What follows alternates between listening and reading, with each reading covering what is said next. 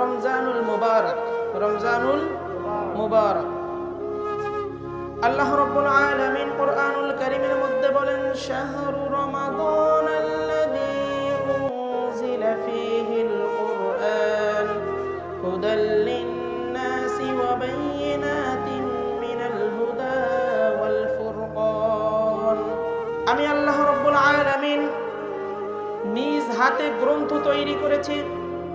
স্বাভাবিকভাবে রবীন্দ্রনাথ ঠাকুর বা কাজী নজরুল ইসলামের যদি কখনো কবিতা পড়ি, তখন তার রচনা বা এটার ভূমিকা আমরা পড়ি কি পড়ি না, এবং এটাও দেখার চেষ্টা করি ঠাকুর সাহেব কবিতা লিখেছেন, নজরুল সাহেব কবিতা লিখেছেন, কোন সনে লিখছেন, বইটা কবে রচনা করা হয়েছে সে সম্পর্কে আমরা জানার জন্য খুবই ইচ্ছুক।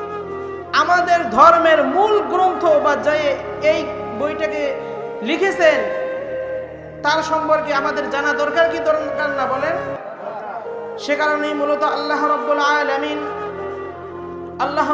আলামিন এই গ্রন্থ রচনা করার সূচনা বলে দিয়েছেন। আল্লাহ রাব্বুল আলামিন বলেছেন, শাহরু রমাদানাল্লাযী উনজিলা ফীহিল কুরআন। অপারেটর ভাই, আপনি কোথায় গিয়েছেন? মাইকে সমস্যা করতেছে। আল্লাহ রাব্বুল আলামিন বলে বোঝাচ্ছেন, আমি এই কুরআনুল কারীমকে রমজান মাসের মধ্যে নাজিল করেছি। সুবহানাল্লাহ। রমজান মাসের মধ্যে আল্লাহ তাআলা কি নাজিল করেছেন? কোরআন। এর মানে ফার্স্ট যেই ফজিলত বা তাৎপর্য পেয়েছি আমরা রমজান সম্পর্কে, সেটা হচ্ছে রমজানের মধ্যে কুরআনুল কারীম নাজিল করা। পড়েন আলহামদুলিল্লাহ।